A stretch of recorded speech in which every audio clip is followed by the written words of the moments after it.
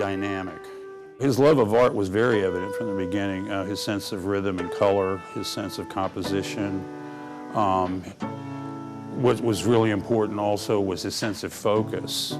I always felt like Vernon had a certain spirituality about him through my encounters with him in an educational setting. And that doesn't usually happen. And so to me, it was like his brain was kind of wired in a different way. I remember the first picture that he did. And when he got into college, that's when I really seen that he was really into art. I mean, he really smiled when you talk about his artwork. Boy, did he put a smile on his face. He loved that artwork.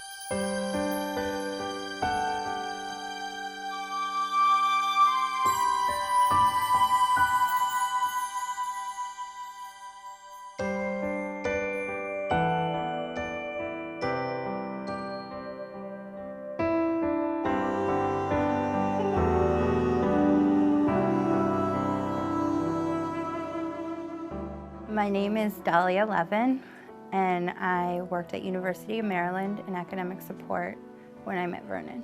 And one of my jobs was that I would check his classes to make sure that he was going. The first time I realized that Vernon was drawn to art was when he would always go to art early and leave late. And I told him, this is something that you're drawn to. And he's like, nah, I don't like art. This is just an elective. But I could feel in him that this was something that was really important to him. I think most artists have very little choice in the matter.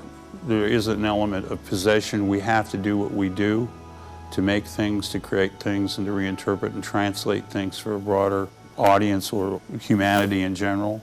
And as he's become a public figure, it's congruent with when I first met him and talked with him in the class about his future goals. Not just to play football and be a great athlete, but to teach art eventually to children and be involved with them and his community, as well as doing his own work, of course. But I mean, he was very keen on performance, that he would apply his field of study, i.e. fine art and painting, and then share that with the greater community. Oh, he was so excited. He said, I think I'm gonna open up an art gallery. And he said, and this way I think I can help other kids with artwork.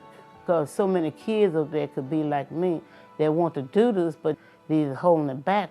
And he said, and I want to let them know that they don't have to be ashamed to do this artwork. I think I could help them if I just open up an art gallery and let them know that is someone standing behind them and ready to support them.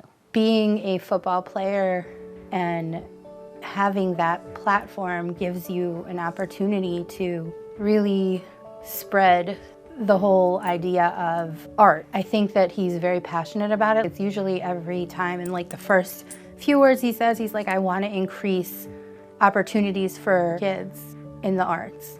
The day that we spent here at NCCF with the kids doing art, he also took them to a yoga class. So it was like body movement. And I heard him say to one of the kids, if you can picture it, you can make it happen. And I think that is a huge part of how his identities of being an artist and a football player intertwine. His end goal of working with the children, I think, is proof that no matter how famous you might become as an athlete and recognized in that arena, he is more concerned about pursuing art and sharing it in the development of young children. And it is a very important element in terms of the development of spatial thinking in children.